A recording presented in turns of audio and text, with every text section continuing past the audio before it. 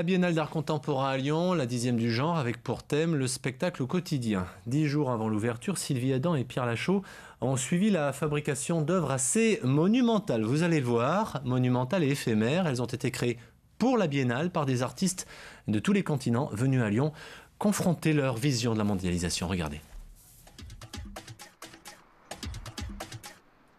Peindre, construire, imaginer le quotidien autrement. Au cœur de Lyon, il faut pousser la grille de la Fondation Bouloukian. Découvrir au fond du jardin un étonnant territoire. En plein chantier, un gigantesque vaisseau de bois. Depuis un mois, beaucoup ont prêté main forte. Il y a même des gens qui sont venus me voir que je connaissais à peine et qui m'ont demandé s'ils pouvaient venir nous aider un petit peu. Donc ils viennent une semaine, quelques jours.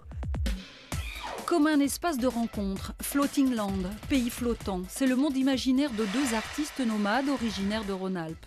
Depuis 10 ans, ils bâtissent des rêves éphémères à partager. Ici, le visiteur doit marcher, toucher, expérimenter. Là encore, pour la Biennale, on est très gentil parce que vous disiez que les pentes des rampes d'accès étaient raides, mais souvent le spectateur doit se plier en quatre, ramper pour accéder à nos œuvres. Le refuge de bois accueillera aussi repas, lecture, danse, musique, une autre façon de vivre l'œuvre. À la Sucrière, l'art s'invente aussi en grand. Les silos comme totem.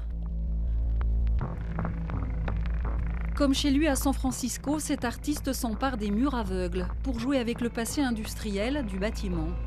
7000 m² pour exprimer le monde. Ici, un autre artiste américain a trouvé matière propice à raconter sa vision de la culture urbaine. Habiter l'espace, s'adapter, créer en fonction des lieux, c'est l'un des atouts de la Biennale de Lyon. On a beaucoup travaillé ensemble, vraiment de penser comment utiliser chaque endroit. À la fois, c'est architectural et en même temps, c'est aussi historique. Entre BD et théâtre d'ombre, les couleurs d'un jeune Indonésien rythment la façade. Dans 2 ans, une nouvelle fresque dessinera une autre façon de rêver le monde.